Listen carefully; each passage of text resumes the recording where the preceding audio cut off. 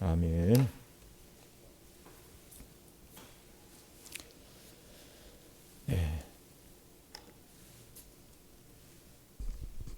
우리 오후 예배 이렇게 공적으로 가정에서 나눠드린 유인을 가지고 그동안 예배를 잘 드리신 우리 성도님들도 계실 텐데요. 이렇게 또 공적으로 시간을 정하고, 물론 이제 코로나가 끝나고 교회에서 식사를 하면 이제 오후 예배는 2시 반에 예전에 하던 대로 그렇게 모이도록 하겠습니다.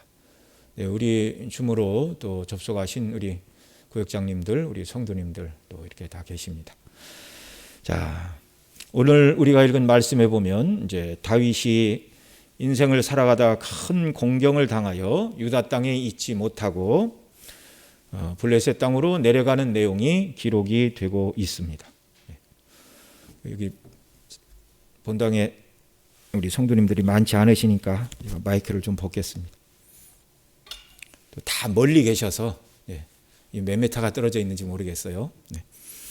자, 성도가 인생길을 살아가면서 어두움을 만날 때가 있는데, 그럴 때 성도들은 몇 가지 이유가 있죠. 그래서 이 어려움을 만날 때 가장 큰 이유는 나의 죄 때문이라는 것을 우리가 생각을 해야 됩니다. 그래서 어려움을 당하게 되면 나 자신을 돌아보고, 하나님 아버지, 내가 하나님 앞에서 지은 죄가 무엇입니까? 무엇이 하나님을 기쁘시게 하지 못하고 하나님을 노여우시게 한 것이 무엇입니까?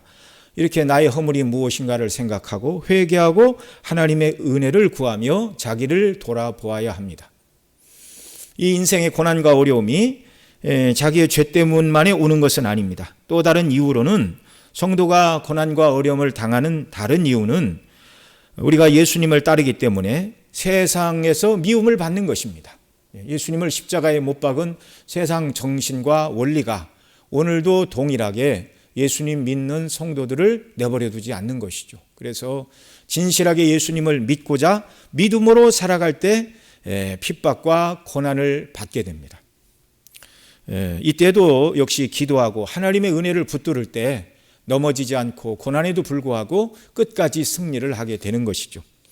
또 다른 이유가 있다면, 하나님께서 성도의 믿음을 연단하시기 위한 고난과 시련을 허락하실 때가 있습니다. 오늘 본문에 다윗이 맞이하고 있는 이 어려움이 바로 그런 어려움 중에 하나일 것이다. 또는 다윗의 연약과 허물로 말미암은 연약함일 것이다. 이렇게 이제 다윗의 경우에는 이제 이런 문제들이 2가지, 3가지가 겹쳐서 나타났다. 이렇게 봐야 할 것입니다. 자, 오늘 본문에 등장하는 다윗의 고난도 이거 믿음의 연단 가운데 지금 많은 시련을 당하고 있습니다. 그러나 그 모든 시련 속에서도 다윗의 연약과 허물로 말미암아 그런 당하는 어려움도 없지 않아 있는 것이죠. 이스라엘의 왕으로 하나님께서 다윗을 세우시려고 사무엘을 통하여 기름을 부으신 이후에 하나님이 기뻐하시는 왕으로 세우기 위하여 이제 비로소 광야 학교에서 훈련이 시작된 것입니다. 계속적인 고난의 삶을 그가 살고 있죠. 그러니까 오후 예배 우리가 드리지 못해서 오후 가정예배 모범을 나눠드리면서 사무엘상 16장 사무엘이 다윗에게 가서 기름을 붓는 내용부터 쭉 이렇게 가정예배 안내문으로 이렇게 만들어서 나누어 드렸는데, 이제 오늘에 이르러 여기 27장에 지금 우리가 이르게 되었습니다. 자, 그래서 다윗의 경우에는 믿음의 연단을 위한, 훈련을 위한 어려움으로 이런 어려움이 왔다는 것을 우리가 1차적으로 알아야 되고요. 너무나 하나님이 기뻐하시는 왕으로 세워야 하기 때문에 다윗이 감당해야 될 이스라엘의 왕의 책무가 너무나 큰 것이었기 때문에 하나님께서 그 일을 감당하기에 걸맞는 신앙의 사람으로 준비시키는 과정이 다윗이 당하고 있는 신앙의 연단과 어려움이다. 이렇게 말씀을 드릴 수가 있습니다. 자, 다윗의 경우는 그렇지만 우리가 인생을 살아가다가 고난이 다가오면 우리는 어떻게 해야 됩니까? 하나님이 나를 다윗처럼, 욥처럼, 요셉처럼 크게 쓰시려고 믿음의 시련을 주시는구나, 그렇게 생각하면 안 되고요. 처음에 말씀드린 것처럼 하나님 아버지, 제가 정말 하나님의 뜻대로 순종하지 못한 연약과 허물은 무엇입니까? 이렇게 스스로 우리 자신을 생각하며 하나님 앞에 기도하고 회개하고 고칠 것은 고치고 하나님의 은혜를 구해야 됩니다. 그렇게 해야 하나님께서 비록 우리의 믿음의 연단을 위하여 주시는 시련과 고난이라 할지라도 너끈히 이겨나갈 수 있게 되는 것이죠. 자, 그래서 우리 성도님들 모두가 이 시련의 때에는 깊이 생각하고 회개하며 하나님의 은혜를 구해야 됩니다. 자, 오늘 본문 1절 다윗이 한 말인데요. 우리 27장 1절 말씀 같이 한번 읽겠습니다. 시작. 다윗이 그 마음에 생각하기를 내가 후일에는 사울의 손에 망하리니 블레셋 사람의 땅으로 피하여 들어가는 것이 상책이로다. 사울이 이스라엘 온 경내에서 나를 수색하다가 절망하리니 내가 그 손에서 벗어나리라 하고. 자, 다윗이 어떻게 했다고요?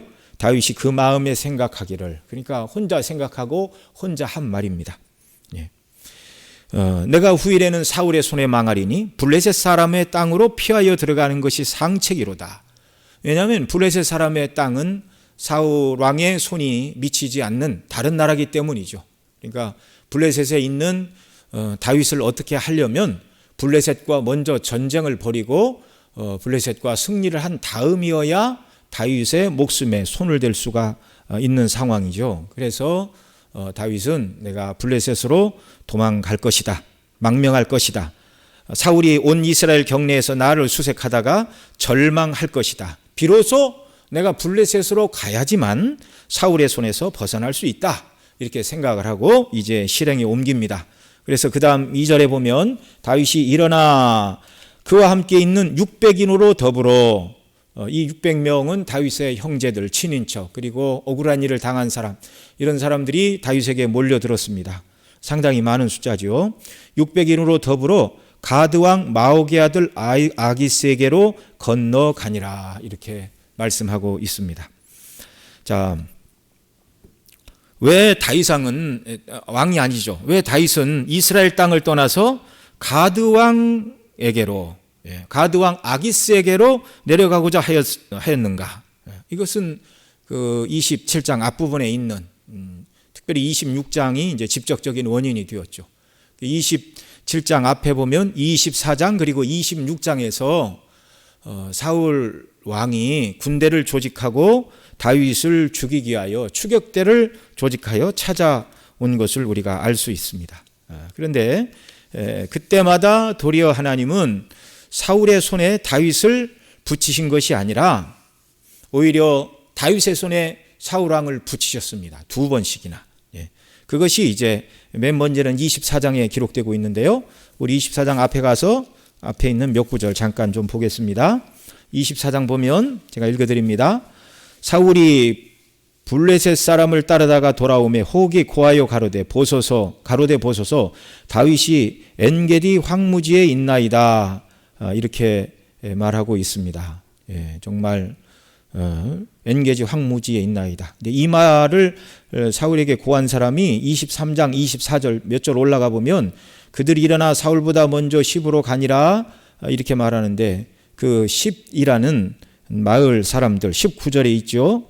이때 10사람이 기브아에 이르러 사울에게 나와 가로되 다윗이 우리와 함께 광야 남편 하길라산 숲을 요새 숨지 아니하였습니까? 라고, 이게 10이라는 마을의 사람들이 사울에게 다윗이 우리 동네에 숨어 있습니다, 그러자 군대를 조직하여 사울왕이 다윗을 찾으러 왔습니다. 24장 2절 보면 사울이 온 이스라엘의 택한 사람 몇 명요?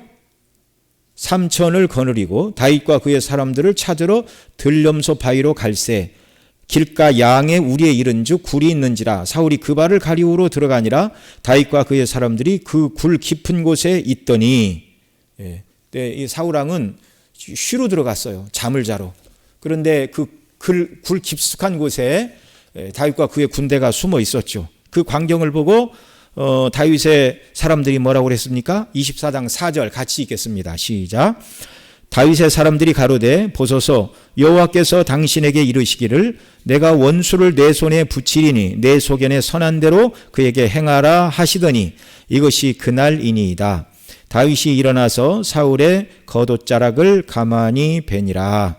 그리한 후에 사울의 옷자락 뱀을 인하여 다윗의 마음이 찔려 자기 사람들에게 이르되 내가 손을 들어 여호와의 기름 부음 받은 내 주를 치는 것은 여호와의 금하시는 것이니 그는 여호와의 기름 부음을 받은 자가 되매니라 하고. 그리고 다윗이 마음이 아팠습니다. 그리고 이제 사울이 나가서 길을 떠나자 멀리서 부르지요. 멀리서 부르면서 다윗이 말을 하죠. 어찌하여 왕은 사람들의 말만 듣고 나를 잡으려고 이렇게 오십니까? 그러면서 내 손에 있는 이 옷을 보십시오. 왕의 옷이었는데 사람들은 왕을 해하라고 말하지만 나는 왕의 목숨을 아껴서 해하지 않고 옷자락만 뱄습니다. 이것으로 인하여 나는 마음이 아프고 너무너무 죄송합니다. 그렇게 이야기를 했습니다. 그때 사울이 눈물을 흘리며 용서를 구하고 집으로 돌아갔죠. 그게 24장 내용입니다. 24장 전체적인 내용을 다 말씀드리지는 않았지만 이렇게 사울이 다윗의 행사가 옳다는 것을 인하여 그래서 24장 17절에 보면 이렇게 말합니다. 다윗에게 이르되 사울이 하는 말이죠. 나는 너를 학대하였을 때 너는 나를 선대하니 너는 나보다 의롭도다. 내가 나 선대한 것을 오늘 나타내었나니 여호와께서 나를 내 손에 붙이셨으나 내가 나를 죽이지 아니하였도다. 사람이 그 원수를 만나면 그를 평안히 가게 하겠느냐. 내가 오늘날 내게 행한 일을 인하여 여호와께서 내게 선으로 갚으시기를 원하노라. 보라 나는 내가 반드시 왕이 될 것을 알고 이스라엘 나라가 내 손에 견고히 설 것을 아노니 그런즉 너는 내 후손을 끊지 아니하며 내 아버지의 집에서 내 이름을 멸하지 아니할 것을 이제 여호와로 내게 맹세하라. 그러자 다윗이 사울에게 맹세하매 사울은 집으로 돌아가고 다윗과 그의 사람들은 요새로 올라가니라. 이렇게 말하고 있습니다. 어떻게 보면 이제 다윗이 사울 왕에게 은혜를 베푼 것이죠. 원수인데 죽이지 않고 살려보냈습니다. 사울이 울면서 참 너는 선하고 옳은 사람이다. 하나님께서 반드시 너를 왕으로 세우실 때가 올 것인데 나의 후손들을 땅에서 끊지 말라. 이렇게 부탁을 하고 서로 맹세를 했죠. 사울이 정상이라면 이제 더 이상 다윗을 추격하면 안 되는 것입니다.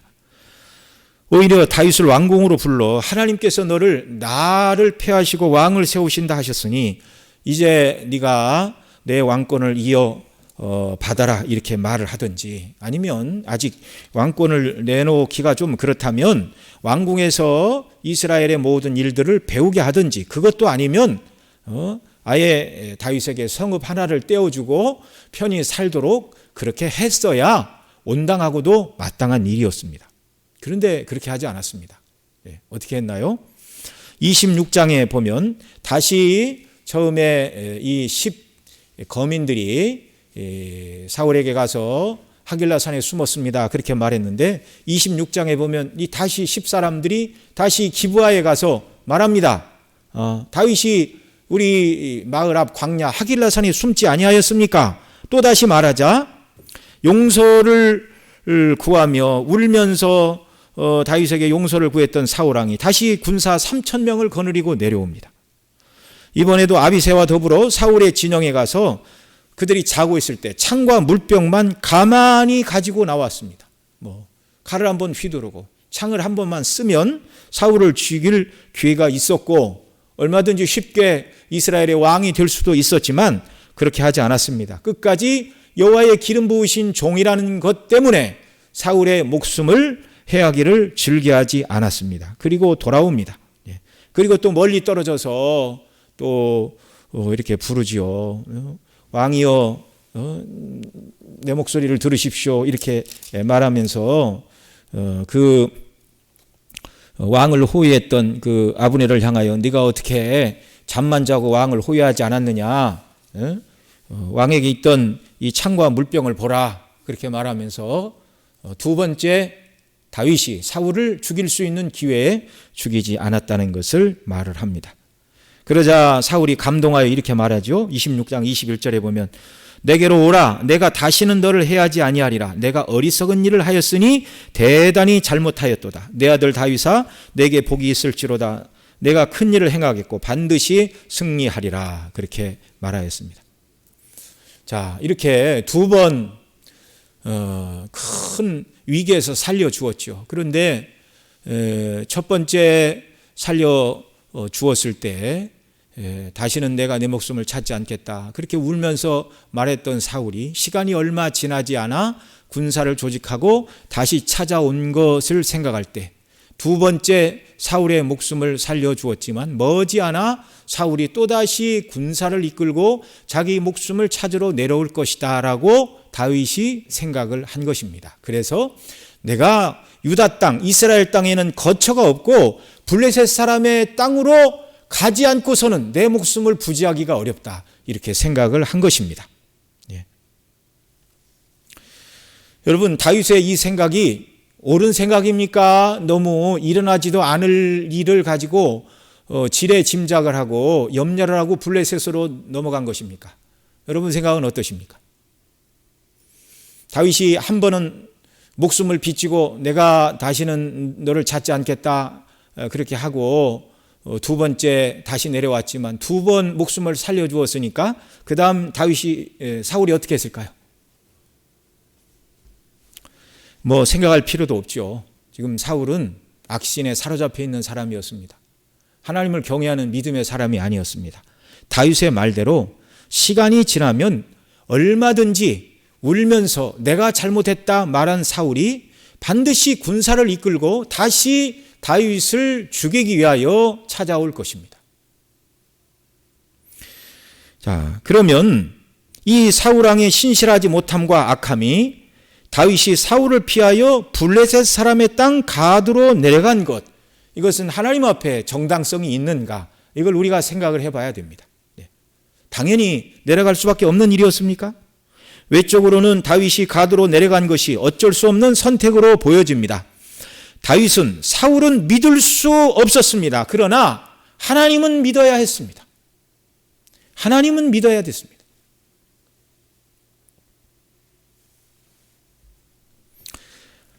다윗이 가드왕 아기스를 찾아간 것이 이번이 처음은 아니었습니다. 사무엘상 21장 10절 이하에 보면 다윗이 이렇게 사울왕이 제사장과 85인의 제사장 무리들을 죽였다는 이야기를 듣고서 사울을 두려워하여 가드왕 아기스에게로 내려가는 것이 21장 10절에 기록되어 있죠. 그런데 가드는 이스라엘의 원수 블레셋 족속의 나라로 다윗이 사울을 피하여 아기스로 내려가자 그 아기스의 신하들이 뭐라고 그랬습니까?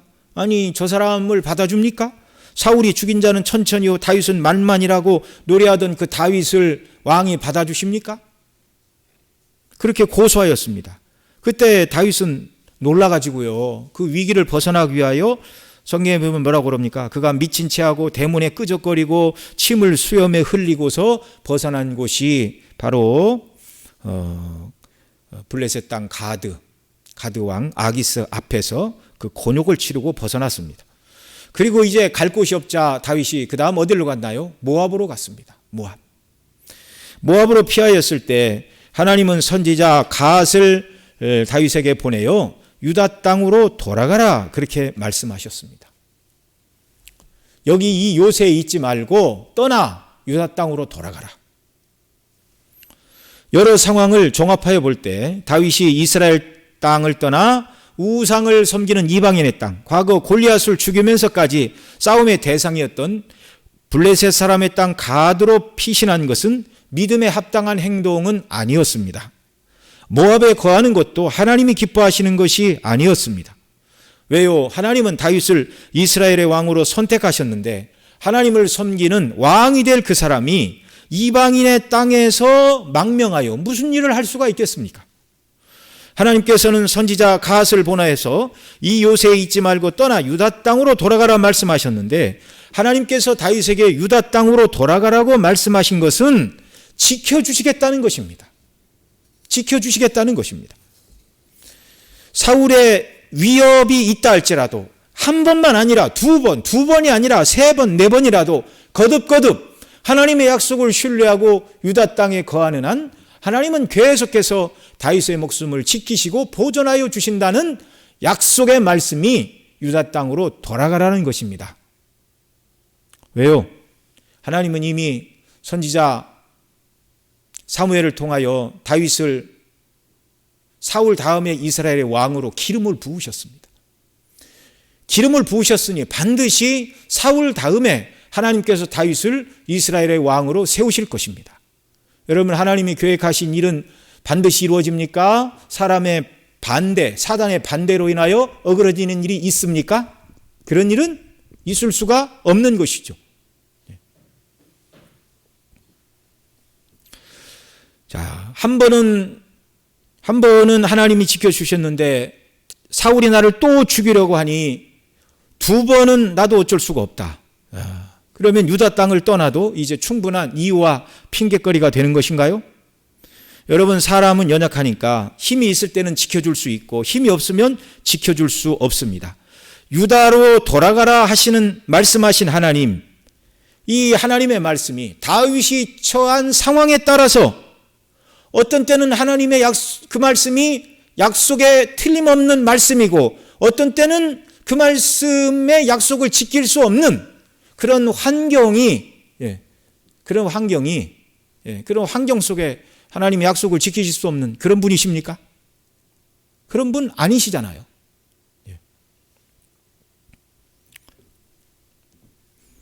제가 영화를 보지는 않았지만 영화 제목 중에 그런 제목이 있습니다. 지금은 맞고 그때는 틀리다. 이게 상황 논리지요. 상황 논리. 어떤 일이라 할지라도 상황에 따라서 똑같은 일이 옳은 행동이 될 수도 있고 틀린 행동이 될 수도 있다. 그 말입니다. 그러니까 세상 임금 중에 내가 너를 지켜줄게 이렇게 말하는데 그 사람이 힘이 있을 때는 그 말을 믿고 거하는 것이 맞아요. 그런데 내가 너를 지켜줄게 말했던 세상 임금이 힘이 하나도 없다면 그 임금을 믿고 내가 너를 지켜줄게 하는데 대적이 자기를 잡으러 오는 것을 보고 여전히 그 왕과 함께 있다면 이 사람은 어리석은 사람입니다. 사람 세계에서는 언제든지 환경에 따라 지금은 맞고 그때는 틀리고 그때는 맞고 지금은 틀릴 수 있습니다. 그러나 하나님은 그런 분이 아니세요. 하나님은 영원전부터 영원무궁토록 한 번 하신 약속의 말씀은 반드시 이루시는, 항상 오르시고 항상 힘이 있고 권세이시고 능력자이신 주권의 하나님이신 것을 우리가 믿어야 합니다. 사울의 이 예를 통해서 우리가 이런 것을 훈련하고 나가야 되는 거예요.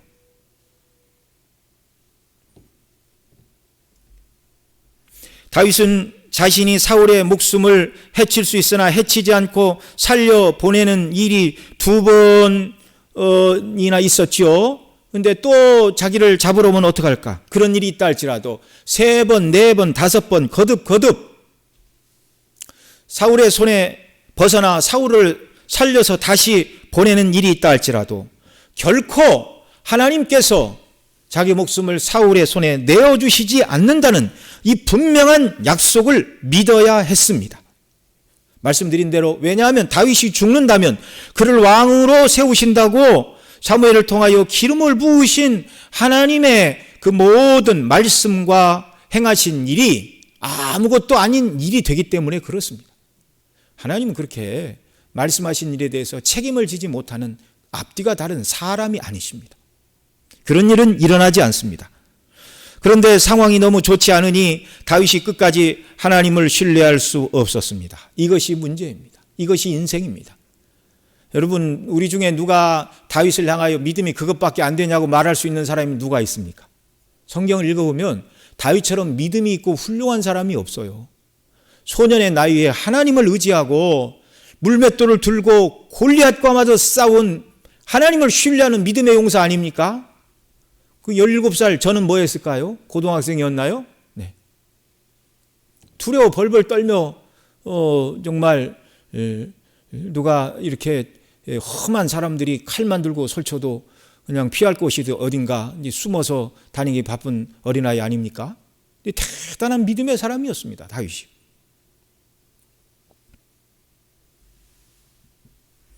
성경은 이스라엘 민족의 영웅인 다윗 왕에 대하여 한 번도 아닌 같은 문제로 2번씩이나 아기스에게로 내려간 일, 가드 왕 아기스에게로 내려간 명백한 다윗의 연약과 허물이죠. 그런데 이것을 감추지 않고 명명백백하게 밝히고 있습니다. 여러분, 그 이유가 무엇이죠? 이것은 저와 여러분의 유익을 위해서입니다. 이것은 인간이 얼마나 연약한 존재인가를 단적으로 보여주시는 사건이죠. 다윗이 연약하여 끝까지 하나님의 약속의 말씀을 의지하여 유다에 거하지 못하고 가드왕 아기스에게 내려간 것은 명명백백한 실수입니다. 그러면 우리는 다윗보다 나은가? 절대 그렇지 못합니다. 절대 그렇지 못합니다. 이 성경은요, 누구를 흉보라고 주신 말씀이 아닙니다. 누구를 깔보라고 주신 말씀도 아니고요, 누구를 평가하라고 주신 말씀도 아니고요, 이 모든 말씀은 우리의 거울로 주신 것입니다. 우리 자신을 비춰보는 거울로.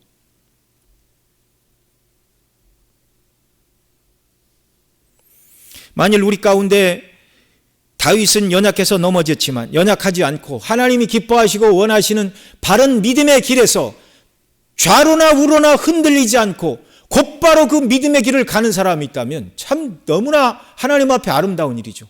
그런 삶을 살았다면 그것조차도 하나님의 은혜임을 믿으시기 바랍니다. 내가 잘나서가 아니라 하나님께서 붙들어 주셔서 그런 것이에요. 그러나 그런 사람은 없습니다.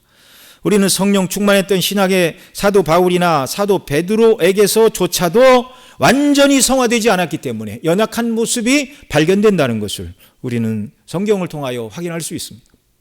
다윗의 이 사건은 하나님의 은혜가 아니면 결코 인생은 항상 바른 길을 갈 수 없다는 것을 성경은 너무나 명백하게 하나님은 우리에게 보여주고 계십니다.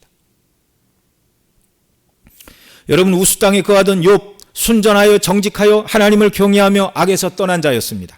하나님께서도 이런 욥을 사단에게 자랑하시면서 이렇게 말씀하십니다. 그와 같이 순전하고 정직하여 하나님을 경외하며 악에서 떠난 자가 세상에 없느니라. 이렇게 하나님이 자랑을 하셨어요. 그러나 사단이 까닭없이 욥이 하나님을 경외하리까? 산울로 두르시니 그렇지요. 그에게 주신 것들을 하나씩 좀 빼앗아 보십시오.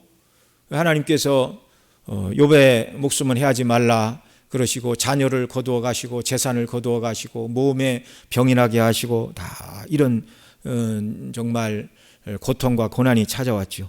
그런데 처음에는 욥이 입으로 범죄하지 않았습니다. 주신 이도 여호와시요 찾으신 이도 여호와시니 여호와 이름이 찬양을 받으시로다. 그런데 이제 시간이 길어지고 그의 친구들이 찾아와서 말합니다. 너의 은밀한 죄가 무엇인가 빨리 회개하라. 죄를 짓지 않고는 하나님께서 이렇게 고난을 주시는 법이 없느니라. 욥은 상당히 억울했죠.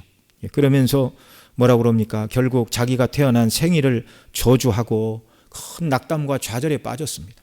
결국 욥으로 하여금 하나님 앞에 바로 서게 한 것은 욥의 의로움이나 순전함이 아니라 영광 중에 욥에게 나타나시어서 그에게 말씀하시고 새롭게 하신 하나님의 은혜였습니다. 우리는 욥과 비교할 수 없고 다윗과 비교할 수 없는 매우 연약한 사람들입니다. 그러니 그들이 하나님을 구한 것보다 우리가 더 하나님의 은혜를 구하고 날마다 우리를 구원하신 그리스도의 십자가, 날마다 우리를 죄에서 이기게 하시는 능력의 십자가의 복음을 견고히 붙들고 기도하며 성령을 의지하지 않는다면 언제든지 저와 여러분은 다윗보다 더 바싹 넘어질 수 있다는 사실을 우리는 알아야 됩니다.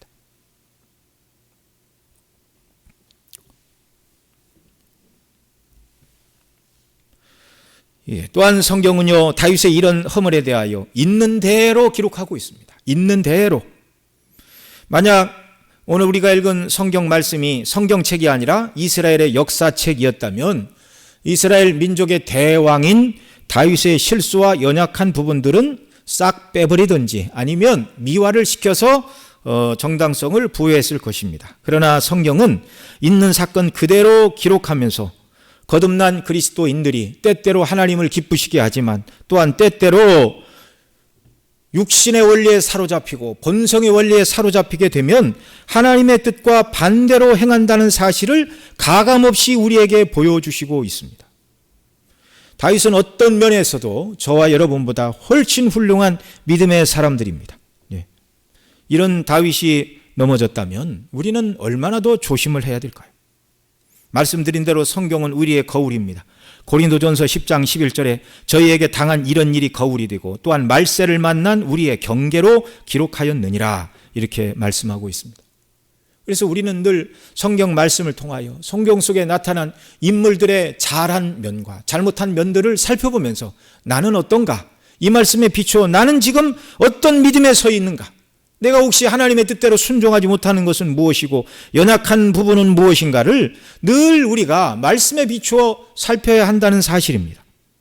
여러분, 우리가 그렇게 늘 하지 않으면요, 영적으로 하나님의 뜻을 명확히 분별하지 못할 수가 있다는 것을 알아야 됩니다. 마가복음 8장에 보면 예수님께서 길을 가시다가 사람들이 이렇게 눈먼 사람을 데리고 오니까 이렇게 안수하여 이렇게 보게 해 주셨어요. 그리고 물으셨습니다. 무엇이 보이느냐 그랬더니 이 사람이 하는 말이 나무들이 걸어가는 것이 보이나이다 이렇게 대답을 했습니다. 여러분, 나무가 걸어갈 리가 없죠. 아직 환하게 눈이 떠지지 않으니까 이 사람들의 모습이 마치 나무처럼 보여서 나무들이 걸어다니는 것을 보나이다 이렇게 대답을 했습니다. 그러자 주님께서 다시 이 사람을 안수하시자 뭐라고 그러냐면 만물이 밝히 보이나이다 그렇게 고백을 했습니다. 저와 여러분 모두는 정말 항상 영적으로 눈을 바르게 뜨고 만물이 밝히 보이나이다 라고 이렇게 이 사람이 고백했던 것처럼 주님은요, 저와 여러분 모두가 이미 영적으로 눈을 떴지만 더 분명하게 눈을 뜨고 이미 천국이 보이지만 더 밝히 보이고 그리스도의 십자가의 대속의 은혜를 알지만 더 명확하게 깨닫고 그 은혜 가운데 거하기를 우리 주님이 원하신다는 사실입니다. 그런 일을 우리가 잘 감당하지 않으면 우리가 둔감해지게 된다면 이미 우리 옛사람은 그리스도께서 다 십자가에서 못 박으셨지만 옛사람의 잔재가 남아 있습니다. 옛 본성이 이렇게 치고 밀고 올려와서 주의 뜻을 거스리는 일들이 우리 삶 속에 반복적으로 나타날 수 있다라는 것을 여러분 우리가 알아야 됩니다. 알아야 됩니다. 우리의 법정적인 신분은 그리스도 안에서 옛사람은 죽고 죄에 대하여 죽은 자요. 그래서 하나님 앞에 의롭다 하심을 얻은 자인데 그런데 옛사람의 잔재가 아직도 역사를 하고 있어서 우리가 늘 연약이 떨어질 수 있다는 것이죠. 하나님께서 우리를 은혜로 붙들어 주시니 믿지 않는 사람이나 악한 사람들처럼 우리의 죄나 악이 밖으로 그냥 명확하고 추악하게 드러나지는 않지만 하나님께서 그런 일을 행하도록 정말 하시지 않도록 그런 일을 행하지 못하도록 막아주시니까 우리가 그런 죄를 짓지 않는 것이지만 그러나 하나님의 은혜 가운데 우리가 견고히 서 있지 않으면 우리가 연약해지고 본성의 원리가 작동하여 하나님을 사랑한 것보다 내 자신을 사랑하게 되고 하나님의 일에 대한 열심이 사라지고 세상의 즐거움을 쫓아 시간을 쓰게 되는 일들이 너무나 자연스럽게 우리 가운데 나타날 수가 있습니다. 거듭난 사도 바울의 고백입니다. 한번 들어보십시오. 로마서 7장 21절 이하에 그러므로 내가 한 법을 깨달았느니 곧 선을 행하기 원하는 악이 나에게 악이 함께 있는 것이로다. 내 속사람으로는 하나님의 법을 즐거워하되 내 지체 속에서 한 다른 법이 내 마음의 법과 싸워 내 지체 속에 있는 죄의 법 아래로 나를 사로잡아 오는 것을 보는도다. 오라 나는 곤고한 사람이라 이 사망의 몸에서 누가 나를 건져내랴. 그리스도인들은 이 두 가지 상황에서 방황하고 갈등을 합니다. 믿음으로 사는 것과 육신의 원리가 나를 주장하려 하는 것과 다윗이 오늘 본문 1절에서 고백한 내가 후일에는 사울의 손에 망하리니 블레셋 사람의 땅으로 피하여 들어가는 것이 상책이로다. 자기 생각에 혼자 한 말이죠. 그 다음에 이것과 비교되는 다윗의 고백이 있습니다. 시편 27편 3절 말씀 우리 한번 찾아서 보겠습니다. 사무엘상 27장 1절 말씀과 시편 27편 3절의 말씀은 너무나 다릅니다. 그러나 둘 다 다윗의 고백입니다. 같이 읽겠습니다. 시편 27편 3절 시작. 군대가 나를 대적하여 진칠지라도 내 마음이 두렵지 아니하며 전쟁이 일어나 나를 치려 할지라도 내가 오히려 안전하리로다. 4절 보면 내가 여호와께 청하였던 한 가지를 곧 그것을 구하리니 곧 나로 내 생전에 여호와의 집에 거하여 여호와의 아름다움을 앙망하며 그 전에서 사모하게 하실 것이라. 자, 여러분, 자, 다시 한번 들어보십시오. 사무엘상 27장 1절. 내가 후일에는 사울의 손에 망하리니 블레셋 사람의 땅으로 피하여 들어가는 것이 상책이로다. 그 다음에 시편 27편 3절. 군대가 나를 대적하여 진칠지라도 내 마음이 두렵지 아니하며 전쟁이 일어나 나를 치려 할지라도 내가 오히려 안전하리로다. 하나는 낭망의 말, 하나는 찬송의 고백. 여러분, 어느 것이 다윗의 진짜 마음입니까? 사무엘상 27장 1절이 진짜 다윗의 마음입니까? 시편 27편 3절이 진짜 다윗의 마음입니까? 네? 잘 안 들려요. 둘 다 다윗의 마음입니다. 둘 다 다윗의 마음입니다. 한 번은 하나님의 은혜로 충만하여 하나님의 보호를 확신하며 하나님을 신뢰함으로 부르던 찬송이고 그것도 다윗의 마음이고, 또 하나는 불신앙과 두려움에 압도되어, 여기 그런 말은 없어요. 하나님이 나를 이제 지켜주실 수 없는 가보구나. 그래서 내가 블레셋 사람의 땅으로 도망가는 것이 상책이로다. 하나님 얘기는 빼고 있지만 다윗의 마음에는 그 말을 하고 있는 것입니다. 둘 다 다윗의 마음이에요. 둘 다.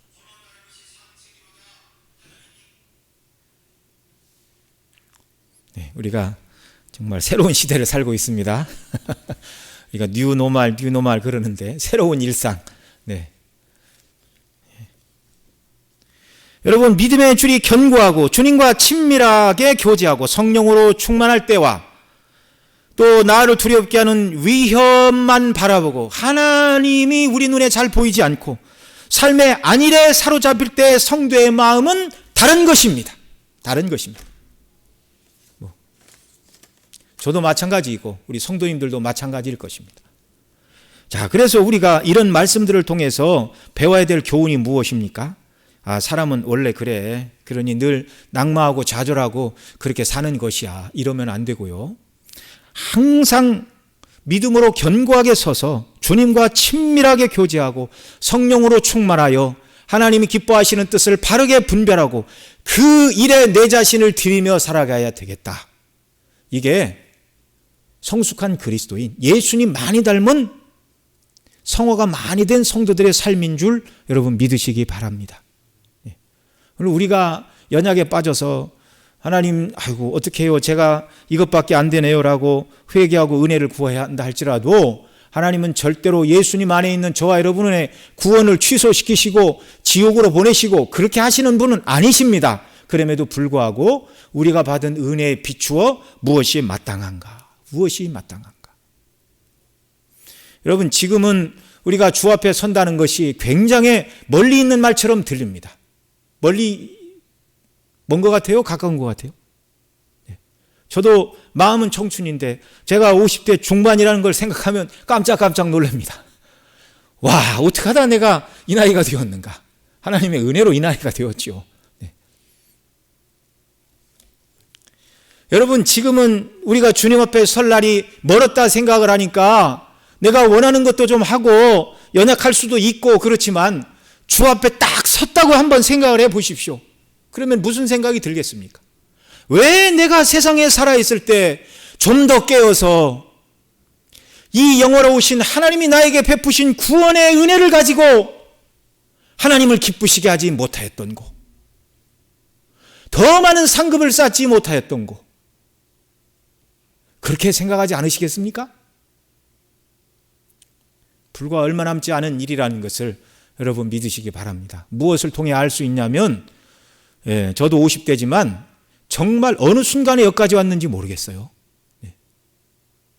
우리가 주 앞에 서게 되는 순간, 그것이 앞으로 50년일지 100년일지는 모르지만 주 앞에 서는 순간 세상의 세월이 너무나 빠르다는 것을 우리가 고백하게 될 것입니다.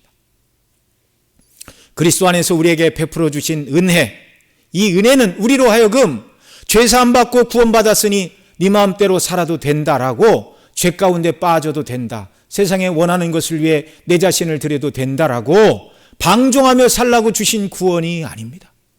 존귀하신 그리스도의 피로 우리를 구원해 내신 것은 그만한 값어치가 있는 사람으로 하나님 우리를 만드신 거예요. 이걸 믿어야 됩니다. 그래서 믿음으로 견고히 서고 정말 주님의 대속의 은혜와 사랑을 날마다 기뻐하고 하나님 기뻐하시는 일들을 위하여 내가 무슨 일을 할 것인가. 오늘 특별히 오늘 구역장님들 이렇게 나오실 수 있는 분들은 다 이렇게 나오시라고 말씀을 드렸고 못 나오신 분들은 또 이렇게 줌으로 다 연결을 하시고 그랬는데 우리 구역장 주일학교 선생님들 또 모든 직분자들 여러분 우리가 코로나라고 손 놓고 아무것도 하지 않고 이렇게 시간을 보낼 수만은 없는 것입니다. 직접 대면하여 만나지는 못하지만 위하여 기도할 수 있고 또 전화할 수 있고 또 이 좋은 통신기기로 연결하여 함께 구역예배 드릴 수 있고 연약하고 낙심한 사람을 권면할 수 있고 여러분 하나님이 기뻐하시는 일들을 위해 우리의 시간을 지혜롭게 사용하는 이런 역사들이 우리 구역장님, 주일학교 모든 선생님들 또 하나님의 일꾼으로 부름받은 저와 여러분 모두가 더더욱 되기를 간절히 소원합니다. 제가 지난 금요 기도할 때도 그런 말씀을 드렸는데요. 어떤 사람은 이 코로나가 끝나면 뭐 할 것인가 이렇게 어떤 사람은 죽기 전에 할 일 버킷리스트를 쓴다고 그러는데 요즘 사람들은 코로나가 끝나면 뭘 할 것인가 그런 리스트를 쓰는 사람도 있대요. 좋지요. 다 괜찮습니다. 당연히 하나님께서 그런 날을 우리에게 주실 것입니다. 1차적으로는 마스크를 다 벗고 맑은 공기를 마시면서 또 사람들과 식당에 못 가게 하니까 우르르 한번 몰려가서 같이 교제도 하고 그런 일도 우리가 해야죠. 어떤 분은 코로나가 끝나면 비행기 타고 여행 먼저 가겠다 그렇게 말씀하시는 분들도 있습니다. 여러분 다 하나님께서 우리에게 허락하신 것들 삶의 좋은 방편들 다 누리시기 바랍니다. 그러나 코로나가 끝나면 적어도 내가 주를 위하여 하지 못했던 이것은 좀 더 해야 되겠다. 이렇게 마음에 결심하고 다짐하는 귀한 역사들이 우리에게 있기를 바랍니다. 우리에게 있기를 바랍니다. 여러분, 저와 여러분은 존귀한 그리스도의 피로 구속함을 받아 하나님의 자녀가 되었습니다. 늘 주님과 그 은혜를 바라보고 그 은혜를 묵상하고 찬미하고 기도함으로 우리의 마음과 우리의 믿음을 지키고 주님이 기뻐하시는 일들을 위하여 우리의 시간을 쓰고 우리의 마음을 쓰고 우리의 물질을 드리고 충성을 다하여 주님을 기쁘시게 하는 주의 백성들 모두가 다 되시기를 바랍니다. 기도하시겠습니다.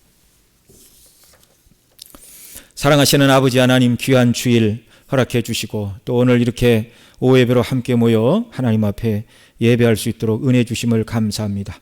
또 예배당에 모인 이 소수의 성도님들 또 가정에서 또 이렇게 유튜브와 또 줌으로 연결하여 예배하는 우리 모든 성도님들 또 우리 중심교회 모든 권속들 우리 유치부 어린아이들로부터 유초동부 어린이들 중고동부 학생들 청장년 노년에 이르기까지 모든 주의 백성들을 주님 기억하여 주시고 품에 안으시고 이 복음의 영광으로 충만하게 하시고 늘 영적으로 깨어있게 하시고 연약과 낭망에 떨어지는 자들이 아니라 주님 주시는 애 가운데 견고히 서서 바르게 주의 뜻을 분별하고 주님 기뻐하시는 일을 믿음으로 감당하는 저희 모두가 되도록 은혜 위에 은혜를 베풀어 주옵소서.